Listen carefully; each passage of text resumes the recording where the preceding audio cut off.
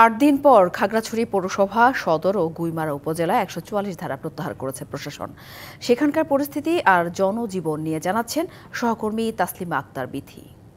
খাগড়াছড়িতে সহিংসতার ঘটনায় যে ১৪৪ ধারা জারি করা হয়েছিল তা প্রত্যাহার করা হয়েছে গতকাল রাত ৯টার সময়। সকাল ৬টা থেকেই চলছে শহরতলি এবং দূরপাল্লার যানবাহন এবং খাগড়াছড়ি থেকে ছেড়ে যাচ্ছে দূরপাল্লার যানবাহন। আমি এখন যেখানটায় দাঁড়িয়ে আছি খাগড়াছড়ি জেলা সদরের শাপলা চত্বরে। আমি যদি আপনাদেরকে একটু দেখানোর চেষ্টা করতেছি, এখন আর গাড়ি ঘোড়া চলাতে কোনো ধরনের সমস্যা নাই। তাছাড়া সব কিছুই স্বাভাবিকতা রয়েছে। বাহির থেকেও আসছে পর্যটক।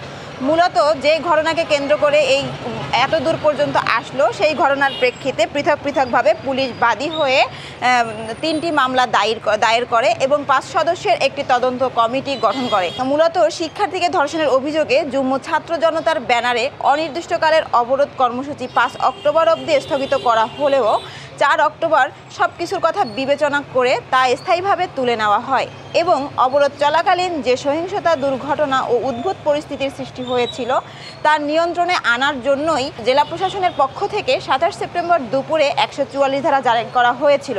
তবে পরিস্থিতি স্বাভাবিক হওয়ায় এই ১৪৪ ধারা জারি তুলে নেওয়ার সিদ্ধান্ত নেওয়া হয়। তবে খুব সহজেই সকল সমস্যা নিরসন হয়ে খাগড়াছড়ি পার্বত্য জেলা ফের স্বাভাবিকতায় ফিরে আসবে, এমনটাই প্রত্যাশা করছে খাগড়াছড়ি জেলাবাসী। খাগড়াছড়ি থেকে এই ছিল সর্বশেষ।